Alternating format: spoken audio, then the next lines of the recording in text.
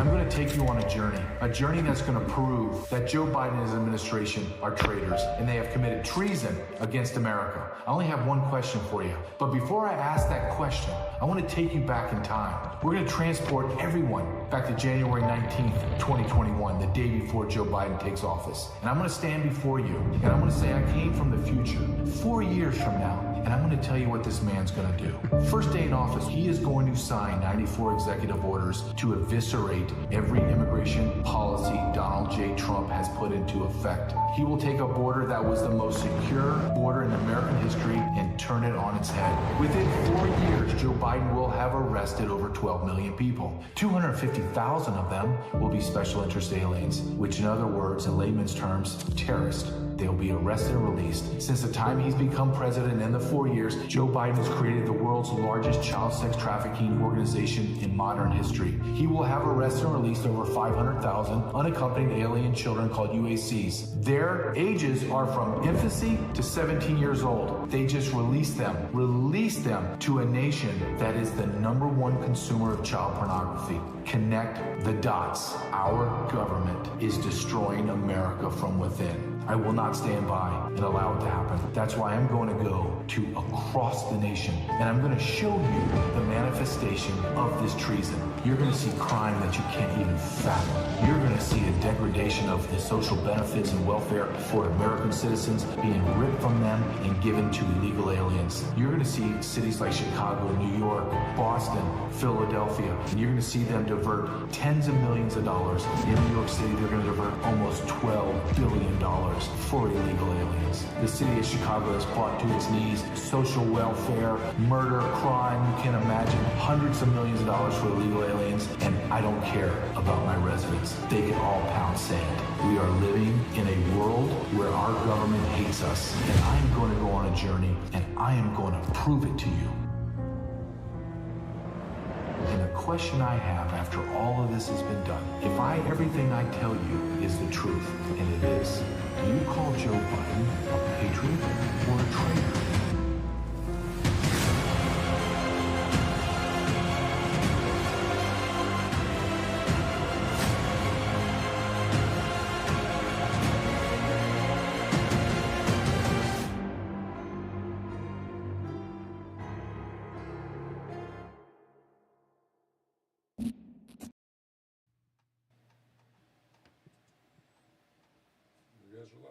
Yeah, you're not doing the Ben Bergquam one?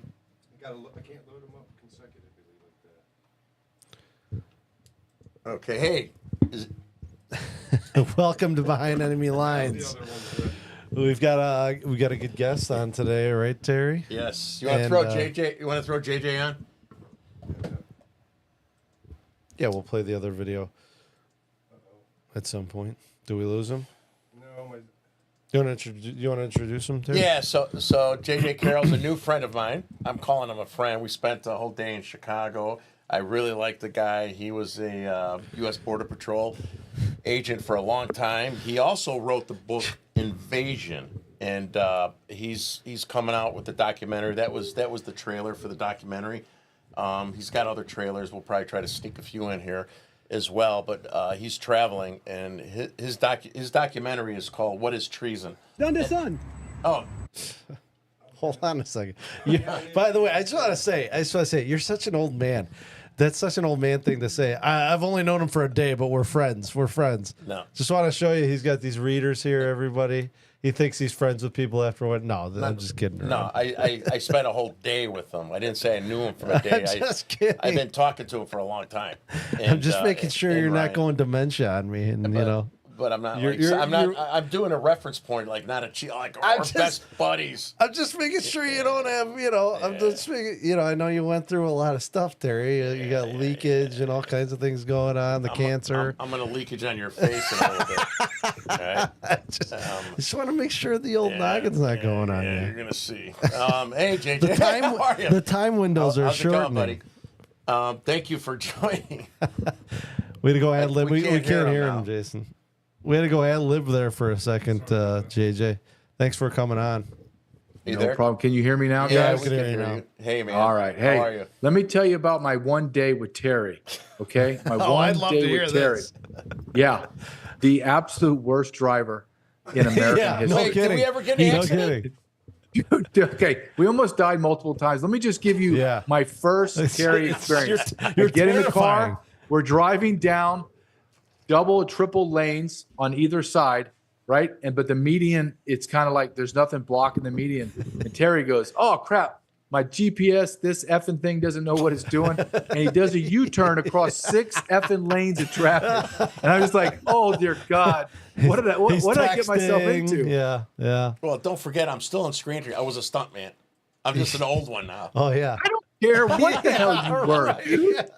All 4 wheels stayed on the ground the whole time. I know I drove to him like it was like 45 minutes away, and I'm in the front seat, and he's talking like it's normal, and I'm just white knuckling it on the like, good God, like this is a terrible idea. And then Terry just wants to be arrested too, right? So he Oh, yeah. just Well, he wants he's to no confront stranger to it. everyone, right? He's Italian, right? Yeah. Italian mobster, Yeah. wannabe gangster, Yeah, and yeah. he just wants to fight everyone, Yeah. right? Everyone. No. It's a challenge to Yeah. his manhood. Oh yeah, He has to challenge everyone. I'm I like to call "God him a dang." hammer to a nail. Well, that's because my diapers leak. He's got to hang on to the tough guy thing. That's why he got involved in But politics. He had to Yeah. Yep. I didn't find enough people to fight with, so I'm fighting the world now. So Right. thank you very much, man. Yeah, thank you for thanks. everything you're doing. Yeah. Thanks for being here. Instead of me introducing you, why don't you introduce yourself? Talk about your book too first, Yeah. a little bit about your book, and then Okay. talk about and we'll do a deeper dive. Talk about your documentary. But why did you want to do the documentary? How's that to start with?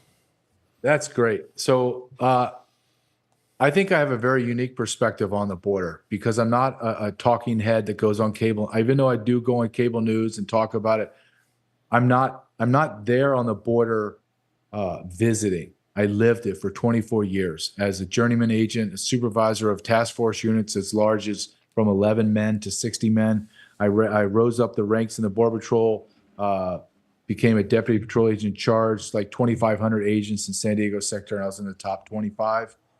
So I have all of that, maybe 20,000 foot view to understand what the 30,000 foot jackasses are doing.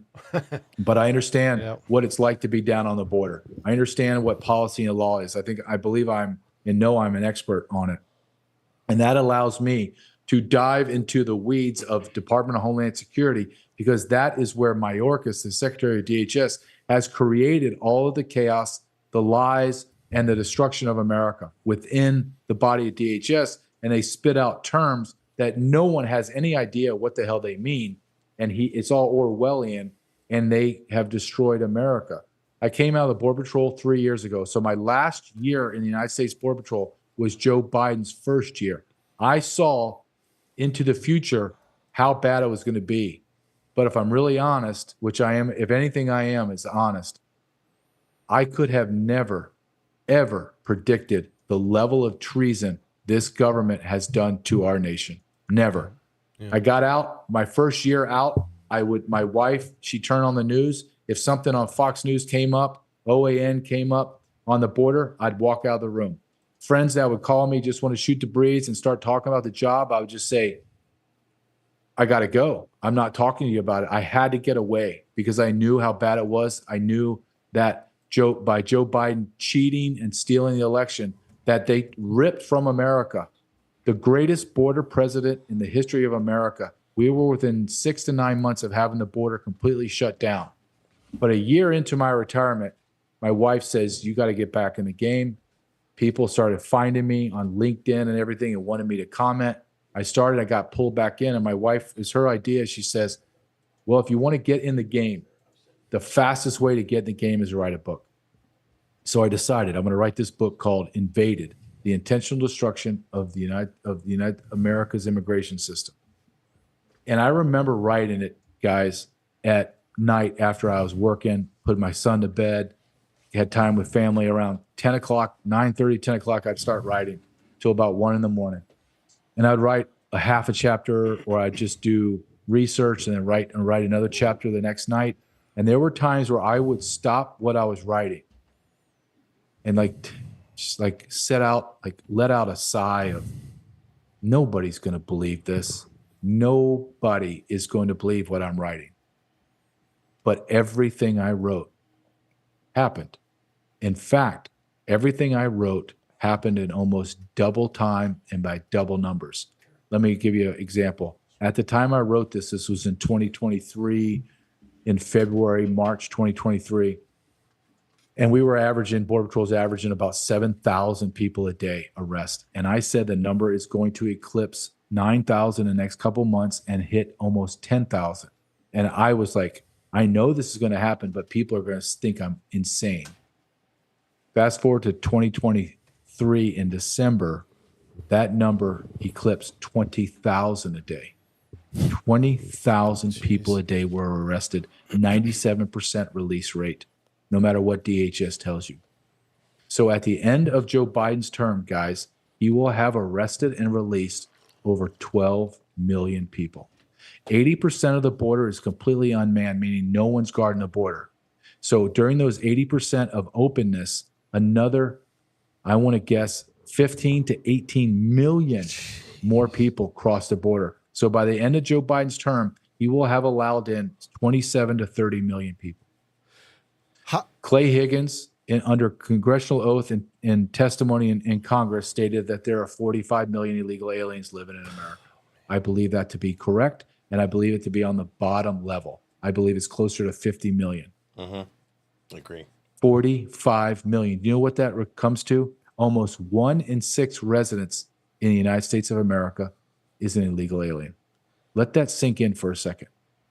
No nation on planet Earth in our total civilization has overcome this demographic shift. None. Not the Romans, not the Greeks, not the Ottoman Empire, not Alexander the Great. None. No one surpassed this. And JJ, that doesn't take into account that they replicate like bunnies.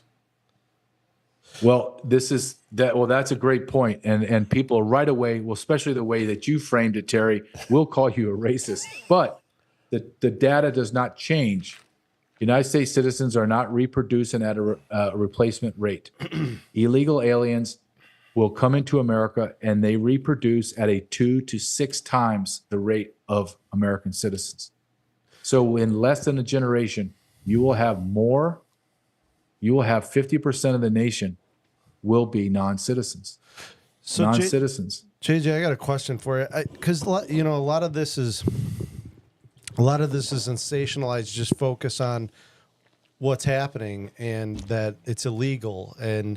But I think it's important for people to know what the reasons are behind it. And from my view, from that 40,000 foot view, I feel like the Democrats, they are the mothers and fathers of the welfare system state. And that's how you imprison a population over time, right? Is that what they're doing here? This replacement theory is it's not like they're trying to replace you. No. They know that they no longer have a functional electorate that will back them because their policies suck. So it seems to me like their political calculus is that we're going to bring in a completely new constituency. And the only way we can win is to do that. And to me, that seems like that's a long-standing plan. But, I mean, you're closer to it, so I'm curious what your thoughts are on that. No, I believe that to be true. And you got to understand that this started all the way back from Ted Kennedy's time. Ted Kennedy is the sponsor or co-sponsor of every bullshit immigration law ever passed. I have heard that, yeah. Obama started the descent. Started the descent. They all thought Hillary Clinton was going to win and she was going to carry on the descent and destroy America. The stopgap was President Trump. They want to look. I'm going to give you 3 quotes back to back. We are going to fundamentally transform America. Second quote. We are going to have unrelenting waves of immigration that is going to upset the demographics of America and make Anglo-Saxons the minority majority, and that's a good thing. Third quote. We need to bring in illegal aliens into America to replace the American workers. That's quote 3. That was from Obama, President Biden, and Chuck Schumer. Yeah. You have to look at this as a global phenomenon, not phenomenon. It's a global treason against the Western nations. This has already occurred in Western Europe. They're dead, dude. Yeah. They've died. Yeah. This is and is a replacement in America, but it is a complete annihilation of America, because if you are going to do a global reset and you are going to change the world, it doesn't matter if the Netherlands or Sweden crumble and fall. It would suck, right? But no one's going to be hurt in the global economy. Nobody cares.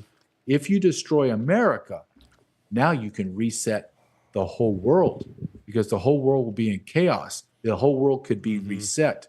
So I believe that is the big picture, is the destruction of America to globally reset America, the world.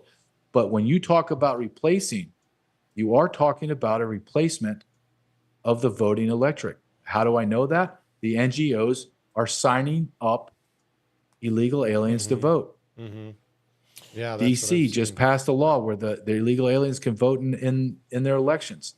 And they're all going to vote because no one's going to stop them. Who's going to stop them? The gutless and impotent Republicans? We have a law in Illinois that people didn't pay attention to, where they made the illegal aliens driver's license indistinguishable from the citizen driver's license. And then we also have same-day voter registration. And I asked somebody who is a voting rights advocate, professional who looks at this stuff, well, then how are they going to be able to tell from the data, when they analyze the data, if the person who voted was legal or not? And she said, there's no way they can tell. Well, they don't even have to vote. So just to be clear, right, there's going to be cheat. They don't even have to vote to change our electoral system in congressional seats, right? I mean, they're counting these illegals in 2030. Say if none of them vote, we're still screwed, right? Because Census. they're all in these blue states and cities. They're going to have more congressional seats without casting one illegal vote of these illegals, right? But they will cheat between now and then, and they're going to replicate between now and 2030, right? And so we're never going to win Congress back again unless they do something between what we should be focusing our efforts between now and 2030, say that you cannot count an illegal in the census. They should be working really hard to change that. If they don't change it, we're screwed. But you have to ask yourself, Terry, so you're the adversary party, right? You're the party that's being destroyed by all of this treason. Why is that little mouse of a man, Johnson, not doing anything about it? Right. Where are all the Republicans? And the answer is they are complicit in this. Yeah. Yep. We know They're all that better dirty. than anyone. Yeah. We know We that got- better than anyone in we got Illinois, that pro- JJ. we got a real I mean, big our, problem our with that. Republicans are Democrats. They suck. They're weasels. Yep. They're traitors. Yep. They're betraying their children. They're betraying us, our country, the military, law enforcement. They're scumbags. They are, and they're destroying your state. And that's why I say Chicago is ground zero of the invasion and ground zero of the explosion of whatever's going to happen between now and 2024 election. So I Something learned is a lot. happening. I learned a lot with you that day. With some of your questions and just listening to the guests. You know, I learned a lot, especially with Corey Brooks, right? And when you brought up, I didn't even know that there's only 900,000 African Americans in the city of Chicago until you mentioned it, right? I had no idea. Well, then now it's closing down to almost 700,000, Terry. Yeah, and then you know, I did know, and I thought it was ironic because Johnson was going through panic attacks for the first wave of busloads. Remember, it was national news. Yep. And then all of a sudden, 4 weeks later, this man who's having panic attacks, who couldn't handle what was going on, says openly, "We'll take another 750,000." And I'm like, what the hell is that? The guy did a 180. It makes no sense. And then listening to you talking to Corey, and why don't you talk a little bit about that and how you teed that up with him about replacing the African American community, of which he agreed with you 1,000%.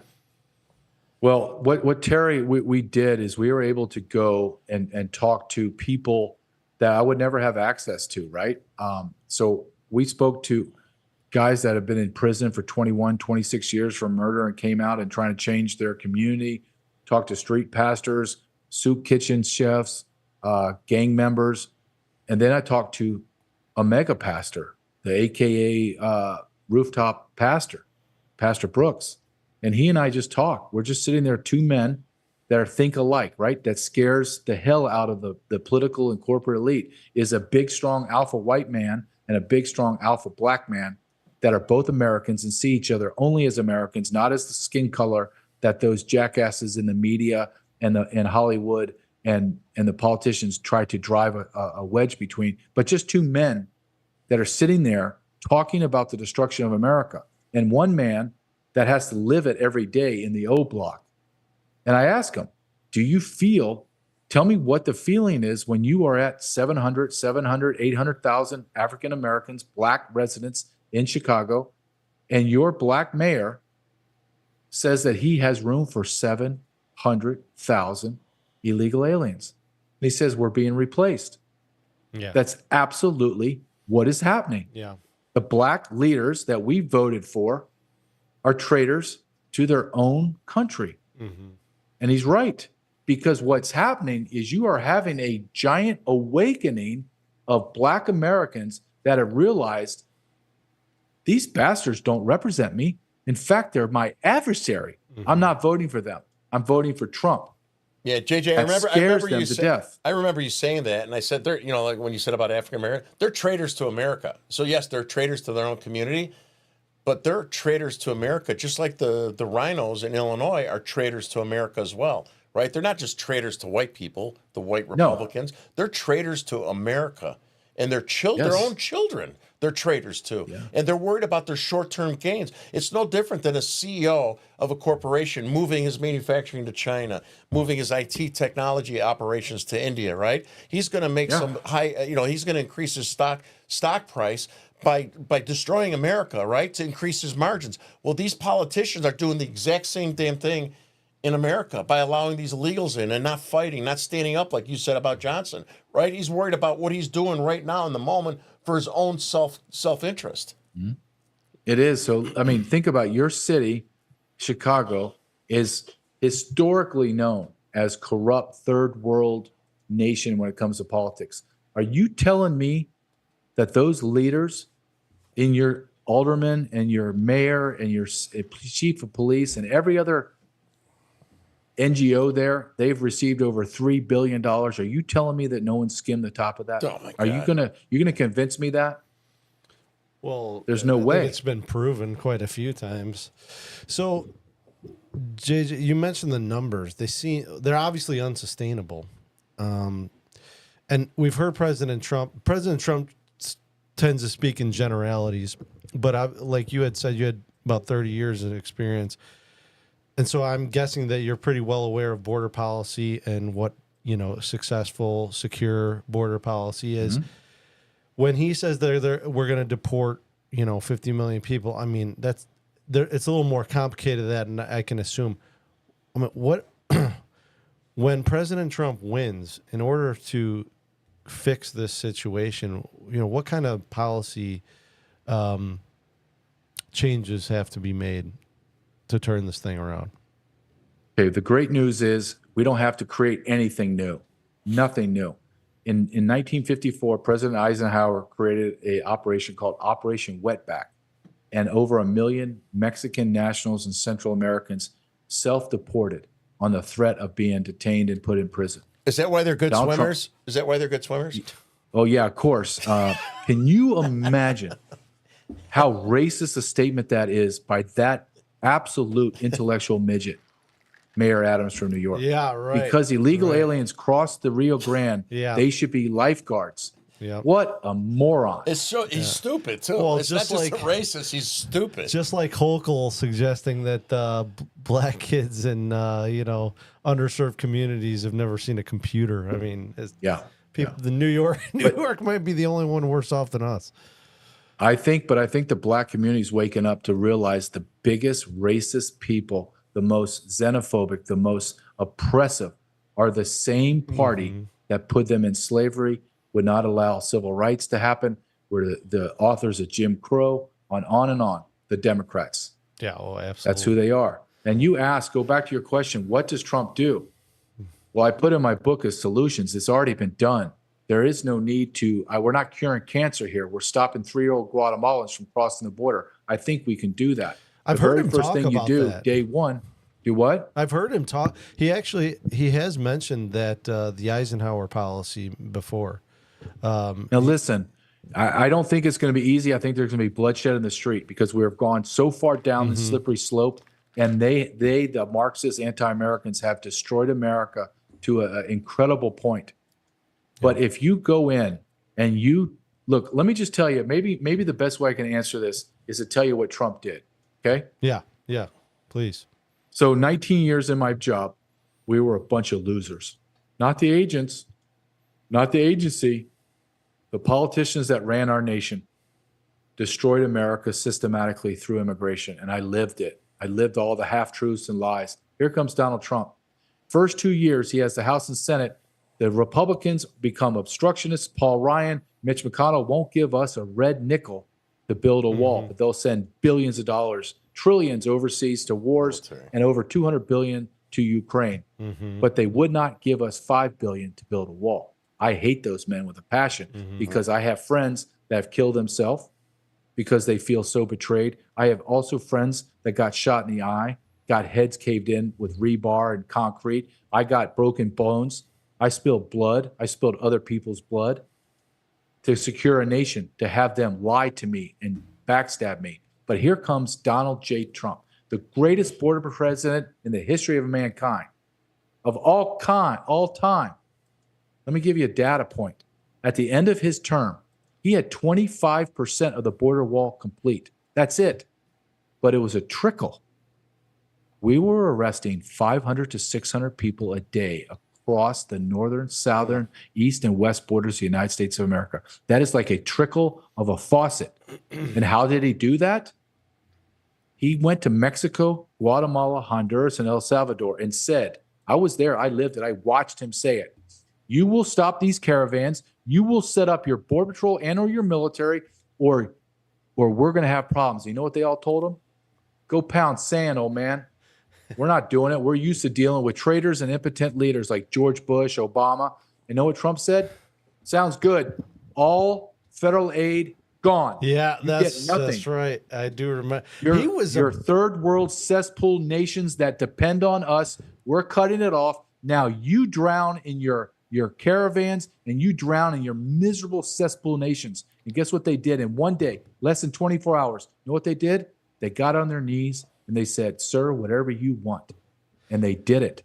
He was a tactician with that, with the power of the purse. I mean, I do remember that where he told Mexico, he was like, all right, well then I guess we're just gonna have to put some tariffs on the cars that you're putting into our country. I mean, that's I never seen or heard a president, use economic warfare like that, but it shouldn't even be a big deal, right? It's just common sense. Right. Anyone with just common sense, and you don't have to have balls to do it. And it's kind of weird that in the context of what you're saying, man, so you shouldn't have. It's just fucking common sense, right? And these guys, why don't we start acting like we're the biggest, baddest dude on the block and stop bending knees to little first graders that are trying to kick us in our shins? Why don't we flex our muscles and tell people exactly what we want them to do, and they better do it, or there's going to be repercussions. You can't flood our nation with millions of people. Well, that's a good question, JJ. But don't you think it's because like the communists that are running our government currently and have run it in the past use the government as a mafia club? Like, we're going to give $40 million a week to the Taliban right now because you get that money, but we control you then. Isn't that how this works? If you follow the money, we're talking at the end of Joe Biden's term, the low end of cost for illegal aliens is going to be $700 billion. That's with a B. The higher end, the number that everyone believes is the truth, is over $1 trillion in 4 years to illegal aliens. $1 trillion. I want to go back just 1 second to nail home this point about who Donald Trump was. 500 to 600 illegal aliens a day arrested, and every single one of them that was deported.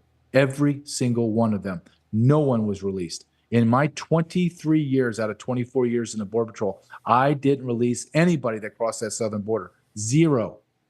Fast forward to Joe Biden's first day in office, we were averaging 5,000 to 6,000 arrests a day, 1,500 to 3,000 getaways a day, and every single person was released.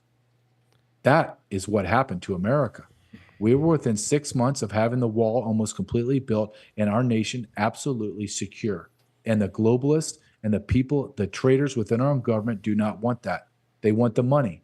They want the money and the power. And how do you get that? Is you have chaos within your nation and you take everything that we have, and they are. JJ, why aren't more of your friends that you worked with, and I understand when you're employed and you got to take care of your family, but why isn't there more rage from the, why isn't there more people standing by side with you? And I know there are people, Whistleblowers. right? But why aren't more of these Border Patrol agents coming forward and supporting you, right? I'm sure some do, but it's outrageous. I mean, it's no different than they got families and children. Where the hell are those guys?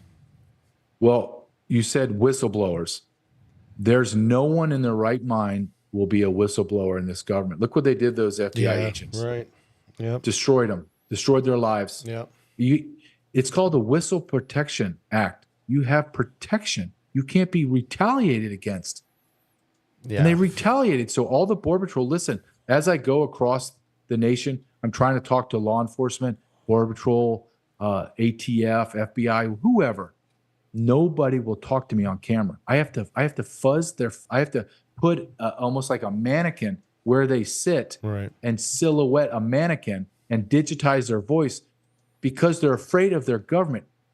Think about what I just said. Yeah. It's not that they're saying, okay, I'm going to give you the war secrets. I'm going to give you where the sensors are and our strategic plan to stop this. No, I'm telling you that our government is corrupt. They've broken law and policy. And people are afraid to come out and say that because they fear their government. Everything America is about has been changed. It's not America. No, it's not. So, we have the Tom Holman event next week, right? So I have Devin Jones, Pastor Lori, minority leaders from the city of Chicago. I'm trying to get police officers to stand up and talk with Tom on stage. You know how many I got? Zero.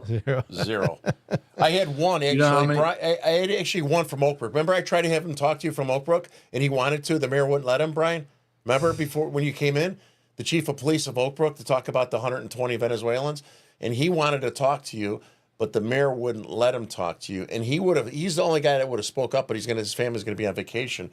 I've been asking because it's not just an inner city problem, right? You met all the inner city people. It's going out to the suburbs. I can't get any of these weasels. And you know what? I don't mean to label you out. If there's any police officers that are watching this show from the western suburbs that's being impacted by these Venezuelans that are coming in, they're stealing down my street right now. When you go in to get gas, they go and they have somebody ask you to lend them $5 to get gas to go home, and then they go through your cars right 5 blocks from my house.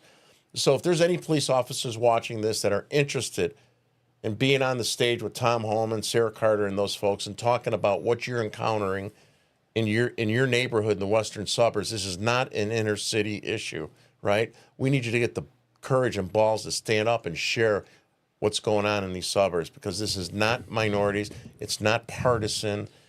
We need you to stand up. How many times have they robbed the mall at Oak Brook? There's been 150 Venezuelans that have been arrested. It's like a story every other week about them robbing the mall. Every other day. Hey, JJ, I got a quick question for you because I wanted to ask you about the human psychological impact of this because I got a buddy, an old Army buddy on the in San Diego on the Southern California border, and he just tells me about how bad and how low the morale is because they know what's going on with the kids and all that stuff, and he knows guys who've killed themselves and stuff like that.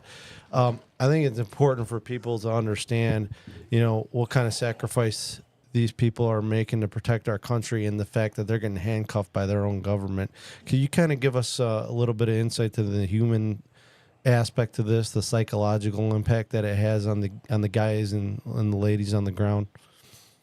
Yes, we have a suicide epidemic in the United States Border Patrol. Can you imagine going to work every day and betraying your oath that you swore? I mean, people swear oaths all the time and it means nothing, right? But law enforcement guys swear an oath. They take it serious. This is what I swore an oath. This is my name. I'm going to do the best that I can. Now, you go from, this is not 30 years ago, 3.5 years ago, you go from the most secure border in American history. You're making arrests. You're doing great work. You're changing the lives of America. You can't quantify negative events that don't happen, meaning you stop rapes, murders, child molestations, and child predators because you arrest them on the border. They don't go in and terrorize the community, but you can't quantify that in a way. So then you go from that to you're making them lunch. You're babysitting them. Yeah. You're taking them to the hospitals. You're processing, and then you're transporting them into the interior, knowing full well that he's a terrorist, he's a gang member, that's a rapist, that's a child predator. It wears on you. I was in San Diego, and I asked an agent that I really respect. I said, "Tell me, what's it like now, man?" And he says, "You know what it's like?" He said, "The first year or two, we were raging mad. Everyone was pissed off, yelling at each other. And now it's like silence because we are all numb. Yeah. We just want to come into work, do our job, and go home as fast as we possibly can." That's not a good place to be in law enforcement. Sounds like a mortician's job. Yeah. Yes. Seriously. Well, we have a major problem in the United States of America with a lack of law enforcement. Border Patrol is no different. Border Patrol, at the height of our agency's manpower, which I was a part of, was over 21,000. We are at 15,000. Oh my God. And we are dropping to 14,000 rapidly. And people are just literally watching their clock and their calendar when they can punch out. They cannot recruit. They have signing bonuses up to $30,000 and nobody will take it. Why? Wow. No one wants to sell their soul for $30,000. And the men and women that are working right now in the United States Border Patrol are waiting to clock out. Yeah. You have a mass exodus. Wow. Yeah. Well, and and it goes to the top, right? With Mayorkas. I know he's the big problem. They've tried to impeach him, things like that. Can you talk about some of the things that he's done and some of the lies that he's told and how this all kind of starts with the leadership? Absolutely. So I wrote a whole chapter in my book, Invaded, on Mayorkas, a whole chapter. And the very end of the last sentence of that chapter states, Mayorkas is a traitor. Yeah, I will not walk that back. I absolutely believe it. And you have to understand who this guy is. He didn't fall out of the sky. Right. He was the director of USCIS, United States Citizenship and Immigration Service, in 2008 under Obama. Obama's second term, he became the deputy secretary of DHS, and now he's the secretary. Why is that lineage so important? Is you have to go back to 2008, and who created DACA? Mayorkas. Who created prosecutorial discretion? Mayorkas. He created catch and release. He created the asylum fiasco we're having. He created bastardized parole, created the CBP1 app. He created every immigration policy that is destroying America. One man did it, Alejandro Mayorkas. Now, how does one man do that? You can't. You know this, being a former ex-felon yourself, Terry. If you are a king of whatever organized crime, you're not doing it by yourself. You have lieutenants. So I call the people in the organizational chart of DHS, his lieutenants, they are attorneys, and they are people that have come in to represent Border Patrol, ICE, and DHS, and they are defund ICE, defund Border Patrol, no deportations. They write about it. It's all over their X pages. It's all over Facebook. They write articles for newspapers about it. The people that are supposed to secure our nation's border and help those men and women hate those women and men. And they know that. They know that. Everyone knows that. So everyone, you ask about Border Patrol and you ask about DHS and HSI investigators and ICE investigators, they're circling the wagons and they're saying, hey, America, go F yourself. You hate us. You've called us vile names. And now I have America challenging me, and I got the power structure making me do illegal things. And all they feel is alone. They feel just trapped. And in their brain is, why am I going to ruin my pension and my pay for 3 more years because you people hate me? Go pound sand. I'm going to do 2 years, 3 years, and I'm out. And then the world can crumble. Do I agree with that? No. But do I understand it? Yes, I understand it very well. Yeah. Hey, could you explain a little bit for people that don't fully understand what that app was that Mayorkas created? So out of thin air, he created an app like you see on your iPhone. Like you want to go to a restaurant in Chicago, you go to Open Table and you reserve a reservation. The same software is for the CBP1 app. So you have to be in the northern part of Mexico. Okay. That allows you to get one of 1,500 a day appointments to see an ICE officer to get asylum. 1,500 a day, 40,000 a month. I know 1,500 doesn't go to 40,000, but it's about 40,000 to 44,000 a month are brought in CBP1 app. You do your biographical data, you take a shot of your face, and that's it. Yeah. You just walk in and you're free. You're free. You come in and say, hey, I want to go to Chicago. Okay, here's your plane ticket. Here's some cash. Here's a free iPhone. Yeah. Go ahead. Yeah, the Vortex phone. Vortex phone. So we did a story, JJ, where we found that there was a company called Vortex that the government's contracting out that's giving out these cell phones. And Terry did a FOIA with one of our immigration facilities in Chicago and they found human trafficking, evidence of human trafficking on that phone. So you got taxpayer-funded phones for illegal immigrants that is being used to facilitate human trafficking.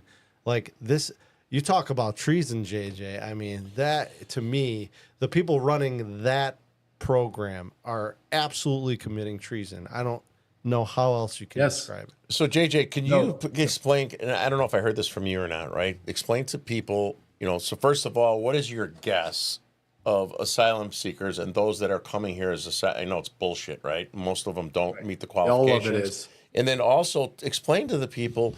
So when you're in South America and you're claiming you need asylum, could you explain how they're supposed to go to the next closest border and not necessarily go to the United States and how that works?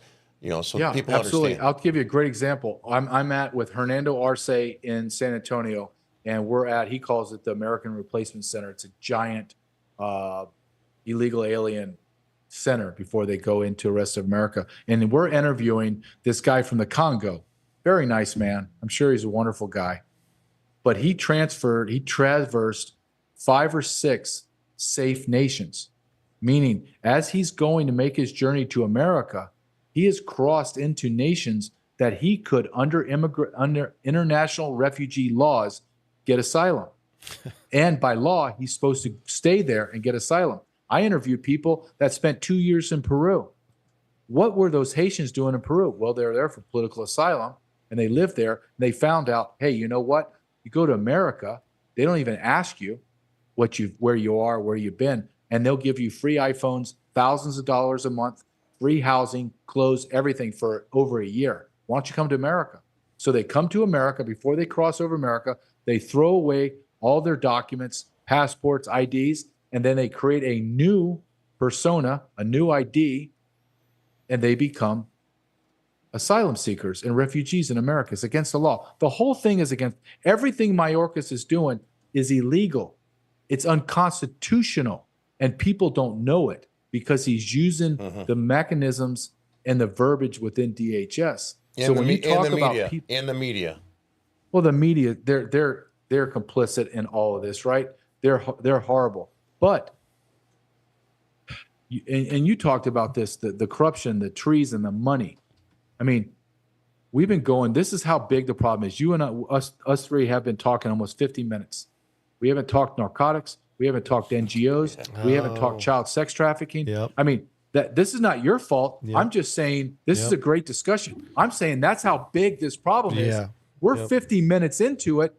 We need to go another 6 to 8 hours to even get close to the tip of the iceberg, guys. That's how. So are you signaling you got to get off the interview in a few minutes or what?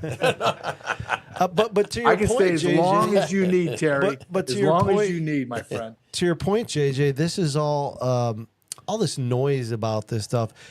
It acts as a cover for, like, say the narcotic subject that you brought up, or the human trafficking subject that you brought up. I mean, a lot of that is funded through back channels or through NGOs that are connected to the CIA, things like that. You know, everybody's starting to hear about the stories from the 80s with that Gary Webb had exposed and the CIA trafficking cocaine, you know, through the southern border and stuff like that. So this seems like a long-standing a practice that the national security agencies have used as cover to, you know, launder money. I mean, is that kind of isn't this immigration problem covering as, you know, the Biden policy just a cover for, you know, government corruption and moving money illegally across these illegal channels like narcotics and human trafficking? Well, I think the overall arching reason why this is happening is they're trying to fundamentally transform take America. over America. And And the vehicle is illegal immigration. Now, when you, Terry, you'll admit to this, right?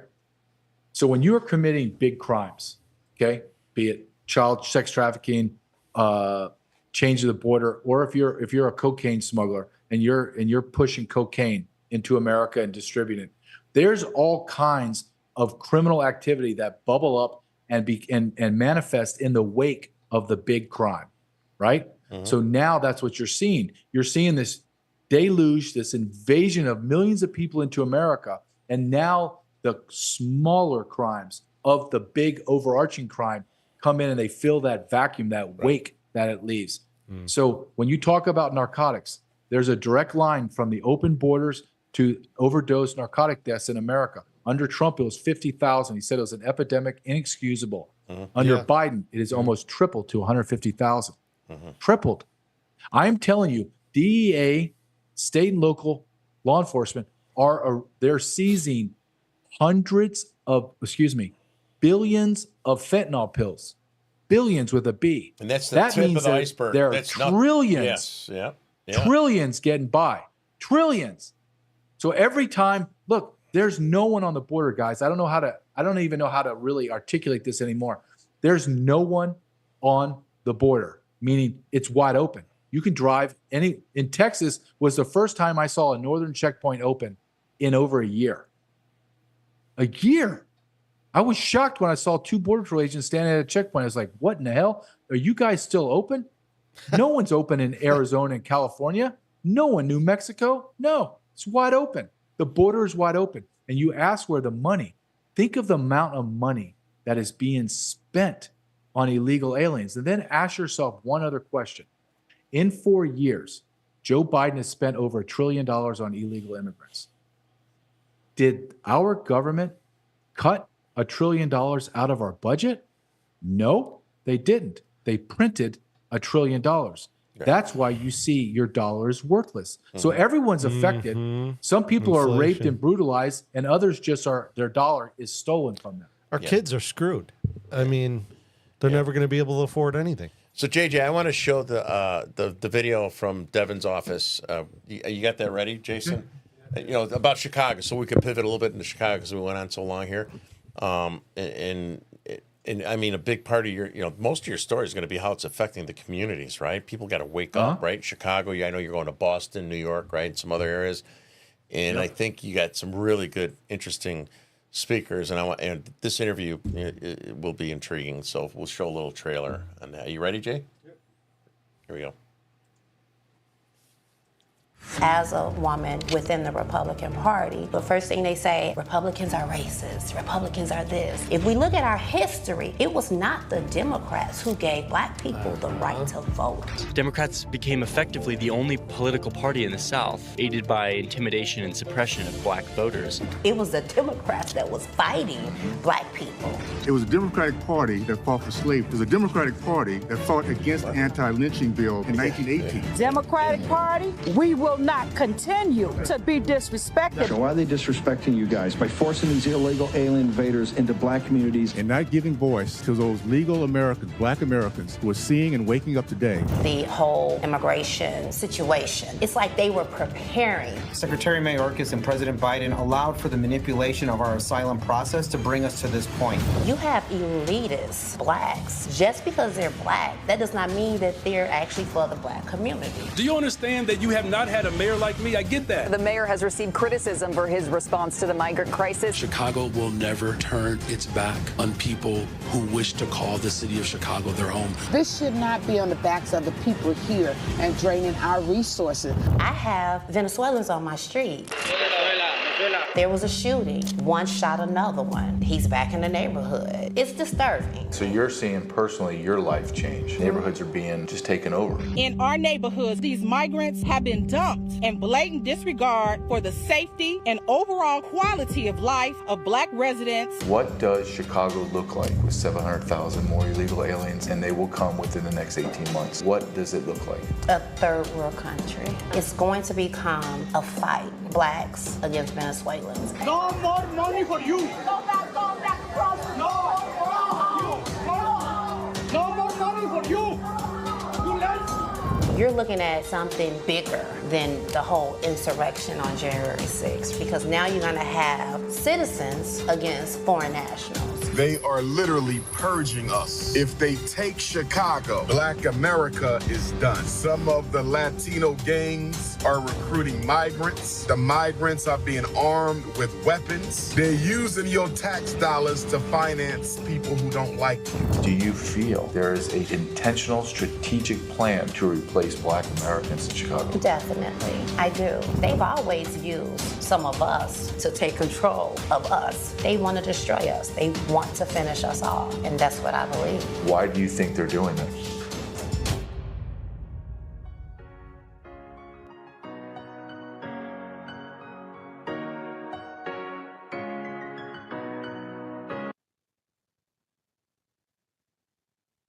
You guys are doing a great job. Our buddy Ryan. Yeah, that's awesome. Right? Honestly, Terry, honestly, yeah, that's Ryan and his editor. Yeah. Do you like it? I love because I'm it. so close I to love it. it. No, it's awesome. No, it's very powerful, and it hearing is. from them. Grabs And you your have so attention. much other, so many other, you're going to have a challenge. You might have to do this in 2 parts or something, this documentary, because you haven't even gotten to Boston and New York yet. And, you get so much content, and it's like, how do you pick what goes in and what doesn't, right? That's how screwed our tough. country is. You got so much content in just Chicago.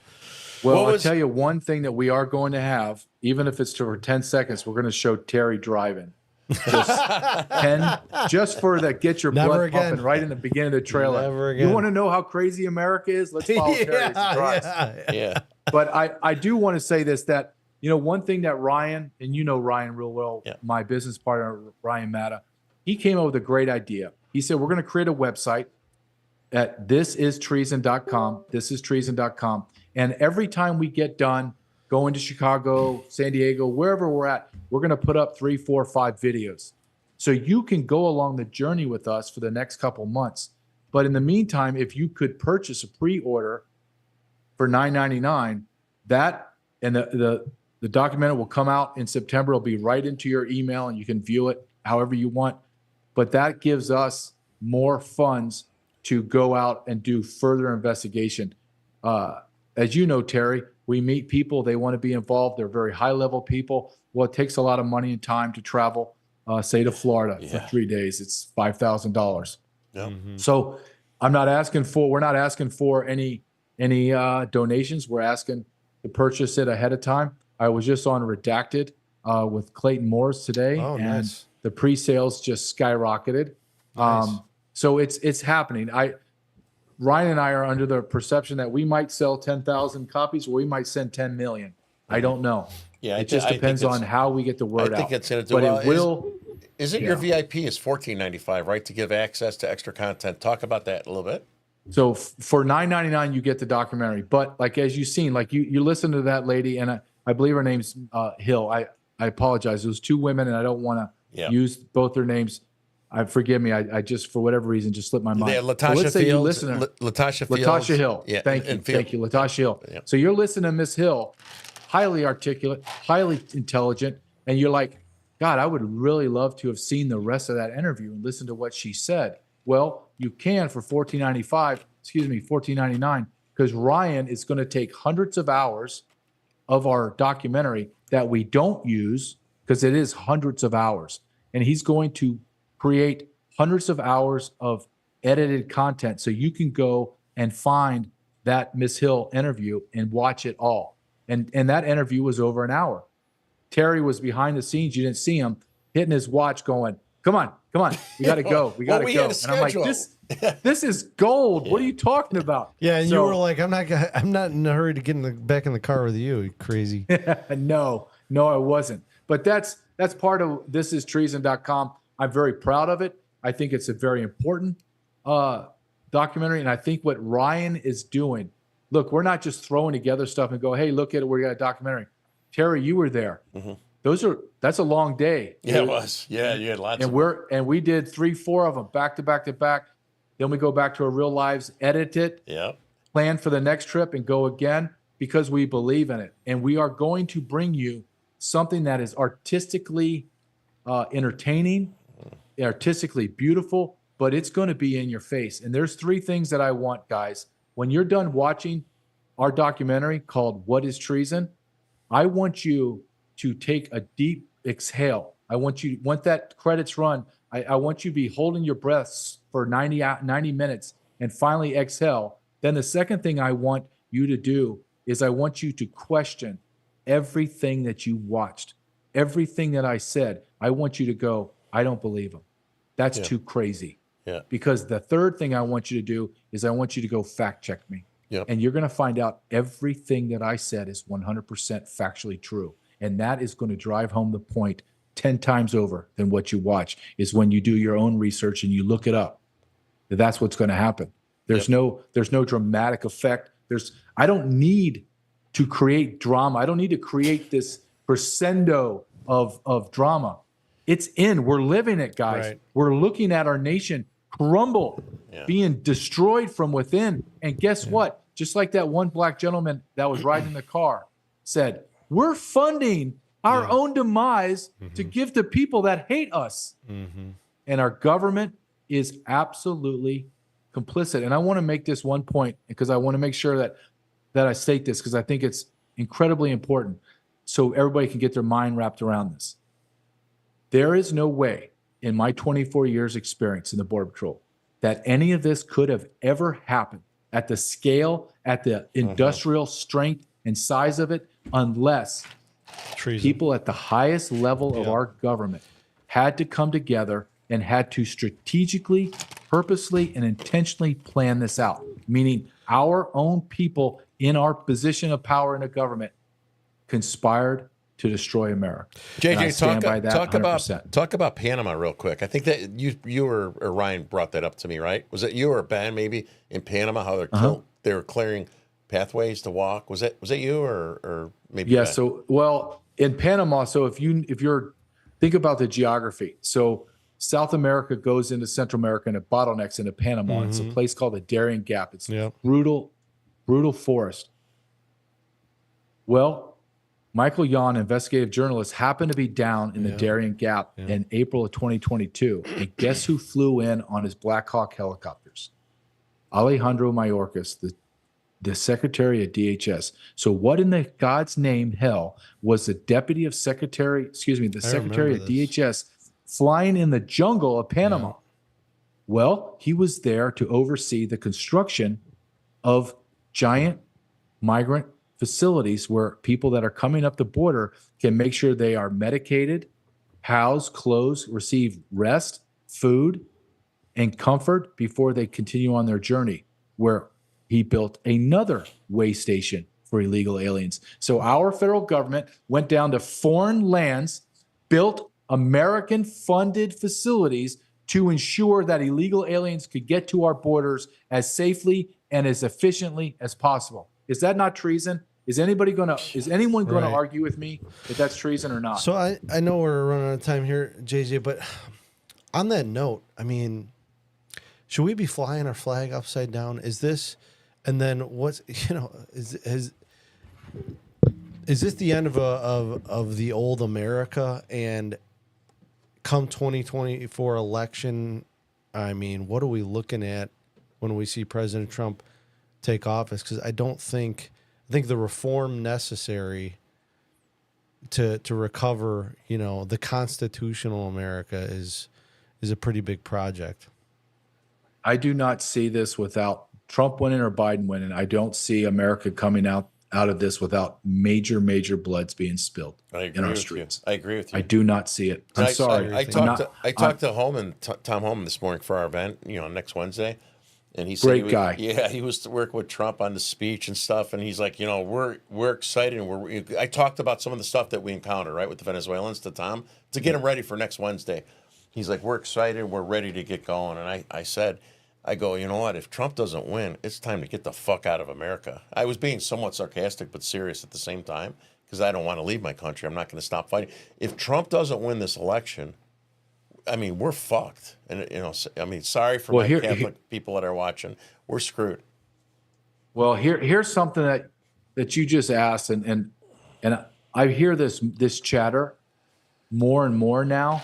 And when I hear something talk of people that I think are high level actors, if you will, CIA, special forces, former law enforcement, on, and I hear it over and over and over again from different sources, I have to stop and listen and pay attention.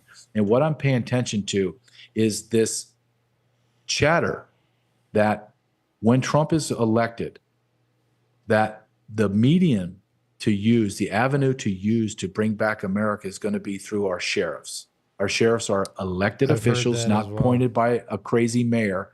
And what they believe the sheriffs are going to do is they are going to deputize over 80,000 former law enforcement, special forces, and military operators. And they are going to be deputized, and they will go in and they will do pre-dawn raids on the Democrat traitors and Republican traitors. Yeah, I hope so. And put them in jumpsuits. I've heard people. Yeah, I've heard. I think I heard Ivan Raiklin say something like that not too long ago. Who say what you will about him, but his bona fides are pretty pristine. No, you're hearing that. You hear from him, but you hear from a multitude of other people saying the same thing. Yeah. So there has to be some credence to it. I believe Donald Trump said he will deploy the world's largest deportation force. I'm going to tell you guys, I'll come out of retirement for that, but I'm telling you that there will be bloodshed on the street. It will be. I mean, I think people thinking that this is politics. We will not bend. I hear a lot of like the Democrats or pundits that support the Democrats, like trying to act as though this is just a rough patch to get through and we have to trust our institutions. And I think to myself, we're the realists because our institutions are irrevocably broken. There is no recovering them. There is no trusting them ever again. Right? So the only way, like you're saying, is like a bloody reformation. And I think that's just a realist perspective. What do you? It is. Okay. Yeah. I agree. And as I gotten older, I was a very strong optimist like my father. My father was a Secret Service agent, very successful. Wow. Okay. And he was my hero. And he was eternally optimistic. And I find as I'm getting older, I am losing my optimism and I'm just becoming a straight up cold realist. I have hope, but I'm looking at it just from a realistic perspective. Name one institution in America, just one, be it education, healthcare, government, law enforcement, intel agencies, religion, any of them. Just I can go on and on and on that you have trust in. Not one. Name one. Not one. Not one. Everyone you listed is just completely untrustworthy. So when you ask that question, and then everyone answers, "No, I don't trust anyone," then let's critically think and go one step further. Tell me how our nation survives when no one trusts anyone. Thank you. I've been saying this. I'm like, look, if you want to know what happens, look to history. When it doesn't matter how imperial and powerful that government is, when it loses complete trust of the constituency it governs over, it collapses. Well, the money part happens too, but that comes along with it. And so there's just you cannot govern if your institutions are untrustworthy. This is an experiment is over. So it is, and I really believe they want that. Yeah, I just do, because listen, when I go on talk shows and I do podcasts, and we go down this road, right? The whole litany of the evil. And sometimes I get pushback, right? Sometimes I get pushback from leftists and rhinos. And I just say, okay, do you agree with the data that I've brought to the table? Like, you can fact check it on cbp.gov and Department of Justice and the NGOs and all that. Do you agree? And they have to honestly say, yes, I agree. What you said is true. Okay. You don't like my conclusion. So if you don't like my conclusion about this is treason, this is intentional, they're trying to destroy America, then explain to me what the hell is going on. And then we sit here in utter silence. And in podcasting, 5 seconds seems like 5 minutes. 5 minutes seems like 5 years on dead air. That and I sounds don't like one even of try Paul's to break the ice. Yeah, but you have to ask them in those terms. Tell me then. And every single time this happens, Terry, it's silence, because they know what I have said is correct. Look, you don't have to like me. You don't have to like my shirt, my hair, the way I speak, or the way I move my hands. You don't have to like any of it. But what I'm telling you is the truth. And if you have no explanation, but I do, then maybe you should look at what I'm saying. Maybe if the roles were reversed and I had no explanation for whatever that we're discussing, and you had a very solid, thought out, educated example and explanation, as an intellectually honest person, I would have to say, damn, let me at least look into what this guy's saying. Yeah. He's the only one that has an explanation for why 30 million freaking illegal aliens have descended on America, and now that we're up to almost 50 million of them. I think that's a fair question. I think so.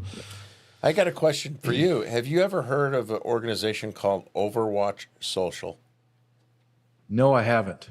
They reached out to me. It's kind of concerned. It's kind of weird through the podcast, right? The team is not just another neighborhood watch program. With your help, we intend to build a nationwide team of volunteers to mitigate future imminent terrorist attacks, the cartels, blah, blah, blah, blah. They reached out to me. Sounds a little weird to me. I don't know. Send an email. I've not heard of them. They're supposedly, I figured you and your career and everything you've done, you would have heard from them. Careful, might be one of those Patriot Front. Yeah.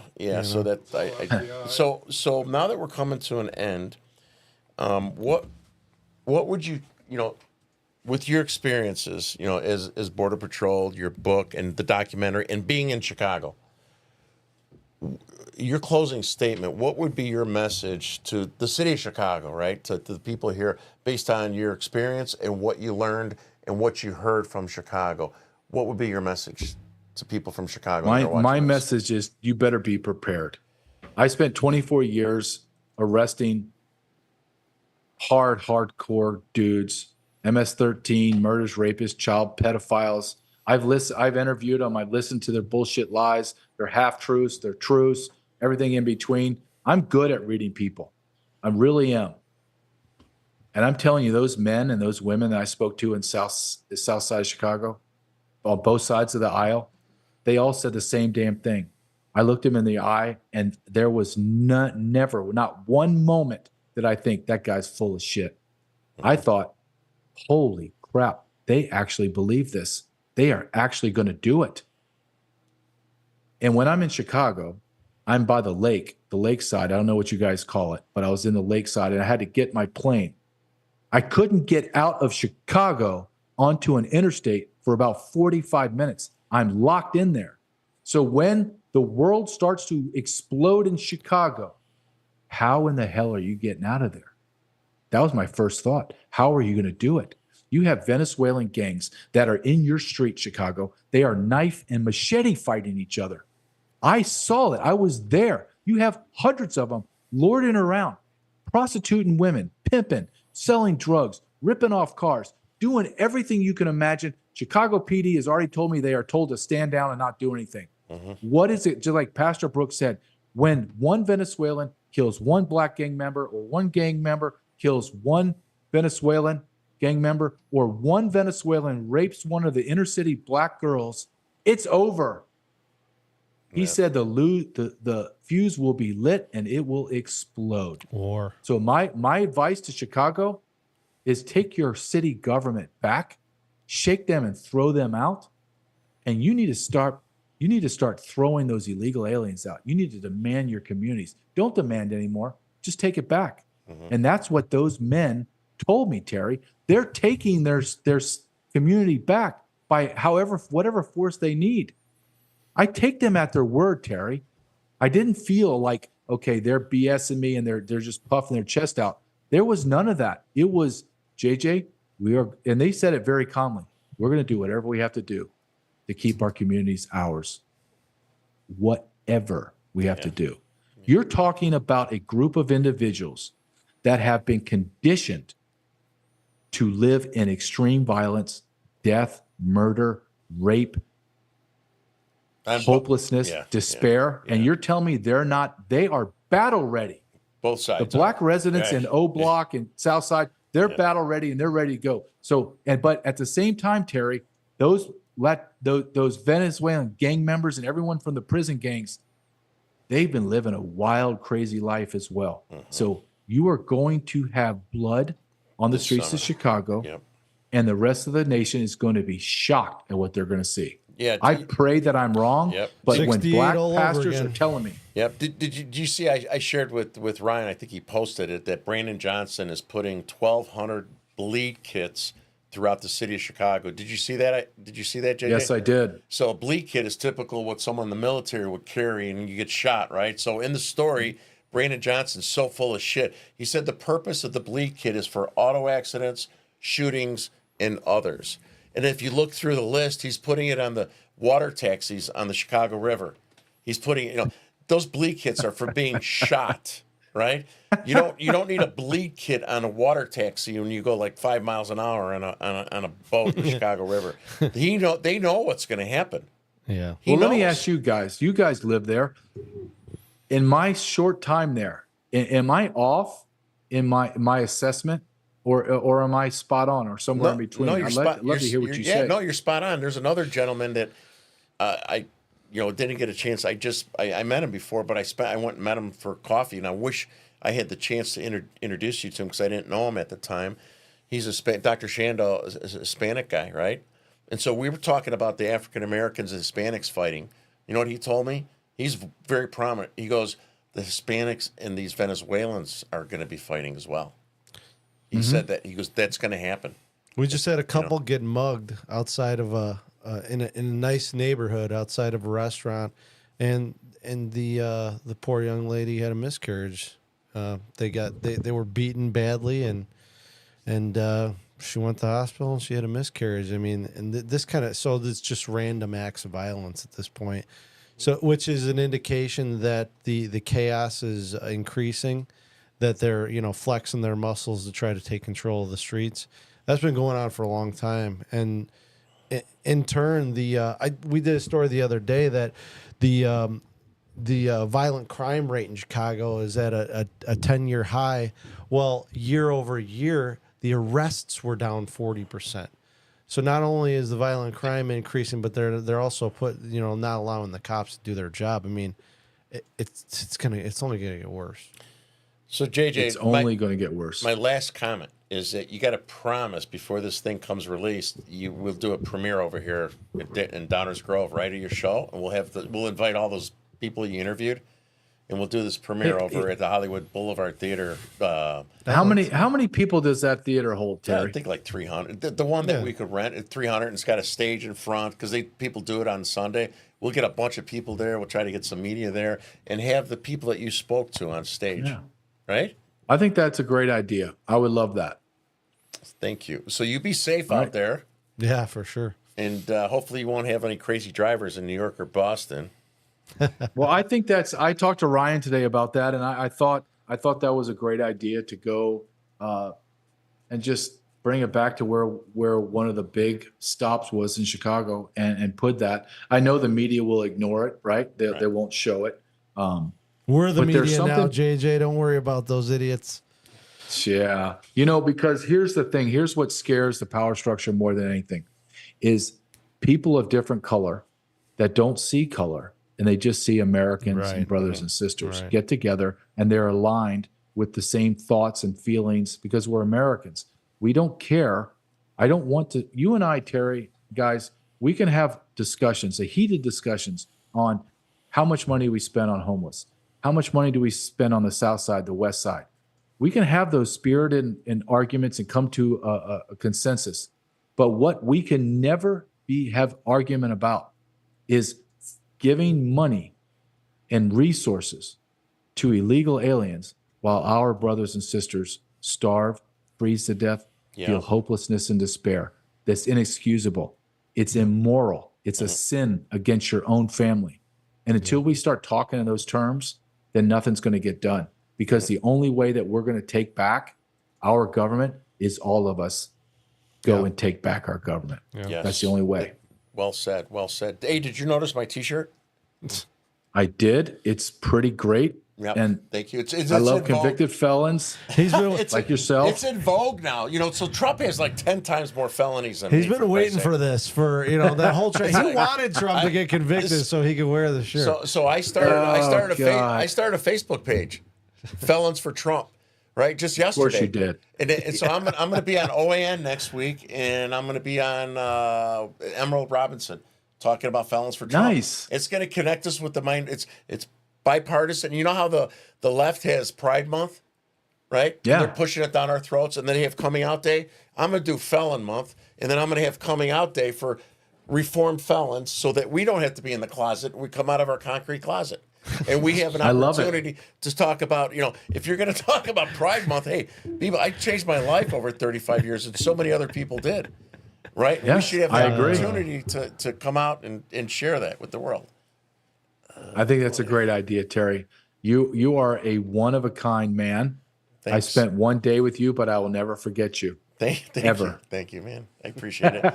But good luck with your, people. You got to buy that. You got to buy the $14.95 version so you can see all the stuff that's going on behind the scenes. Please. Well, I appreciate you guys pumping and promoting this and my book. I really appreciate it. And it's just about, this in this business, it's connectability, it's reach. And I think just one discussion at a time is going to make a difference. And it's, as you guys know, it's hard, right? You want change now. God didn't give me a lot of patience.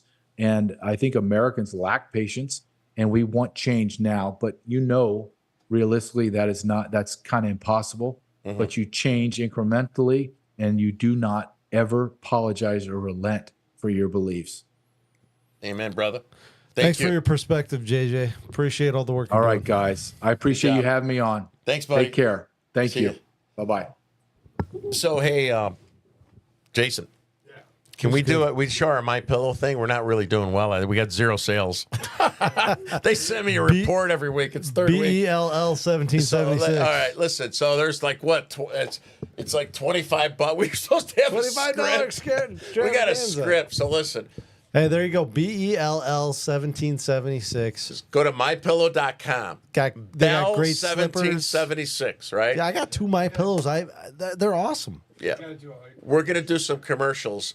So we're gonna use my old movie experience, and we're gonna make his commercials more fun. Me and Jason talked about it before. We're gonna use my stuntman capabilities, and we're gonna make. I'm gonna dive off my deck on My Pillows. You're starting to make me feel like I'm in a concrete closet right now. I'm gonna dive off the deck on My Pillows. Jesus Christ! You got a death wish, man. I told you. So please, Bell 1776. Buy it for your grandma, your mom, whatever. Please, because we're not making any cash with this. It's costing a fortune. I bought My Pillow before it was a big deal. I've had 2 My Pillows for like 6 years. They still hold their form. I love them. Cool. I'm not kidding. Cool. We got to do our IFA commercial. Oh, wait, Jesus Christ. We got to show our thing for next week. Oh, yeah. Huh? Turns Our out flyer. Do the IFA commercial while you're finding that. How's that? All right. we're having a little bit of an event. Jeez, yeah. How can we forget that? We will not bend, we will not break, we will not yield. We will never give in, we will never give up, and we will never back down. We will never, ever surrender. Because we are Americans, and our hearts bleed red, white, and blue.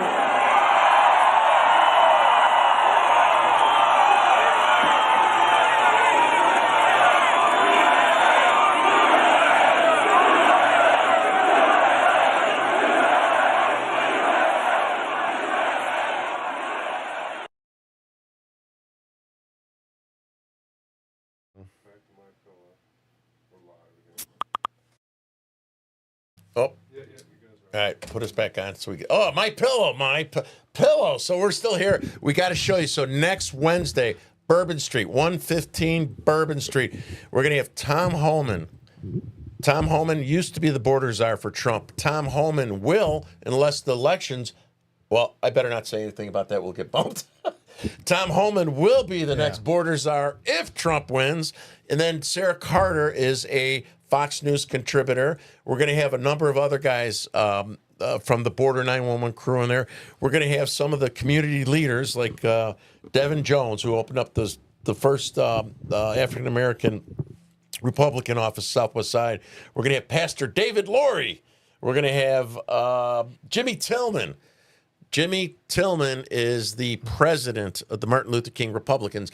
And then we're going to have Dr. Shando Vasquez on the panel. And they're going to talk about some of the things that are affecting the community of Chicago and the minorities.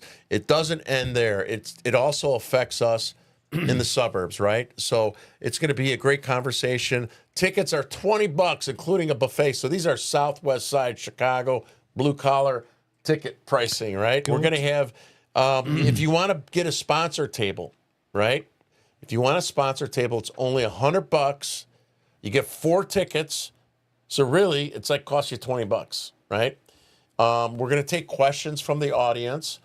Any law enforcement folks that are interested that sees this, or if you have family members, tell them to reach out to me, tell them to DM me, because we're gonna have a special private roundtable afterwards for sitting law enforcement agents, not security guards, sitting law enforcement agents afterwards.